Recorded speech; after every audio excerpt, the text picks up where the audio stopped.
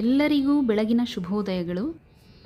ಇವತ್ತು joint pain, ಮಂಡಿ ನೋವು ಇದೆಲ್ಲದಕ್ಕೂ ಉಪಯೋಗ ಆಗುವಂತಹ ಮಂಗರವಳ್ಳಿ ಇದು.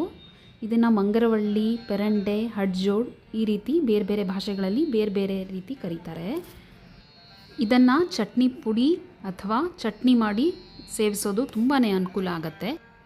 ಇದನ್ನು ಕಟ್ ಮಾಡೋಕ್ಕೆ ಮುಂಚೆ ಸ್ವಲ್ಪ ಕೈಗೆ ಎಳ್ಳೆಣ್ಣೆಯನ್ನು ಹಾಕ್ಕೊಂಡು ಈ ರೀತಿ ಕಟ್ ಮಾಡೋದ್ರಿಂದ ಕೈ ಇಚ್ಚಿಂಗ್ ಆಗೋದಿಲ್ಲ, ಒಂದು ರೀತಿಯಲ್ಲಿ ಇರಿಟೇಷನ್ ಆಗೋದಿಲ್ಲ.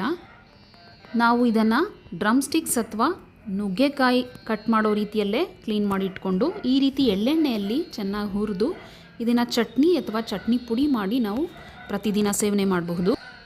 ಇದನ್ನು ದೋಸೆ, ಇಡ್ಲಿ, ಅನ್ನ ಎಲ್ಲದರ ಜೊತೆಯಲ್ಲಿ ಸೇವನೆ ಮಾಡಬಹುದು.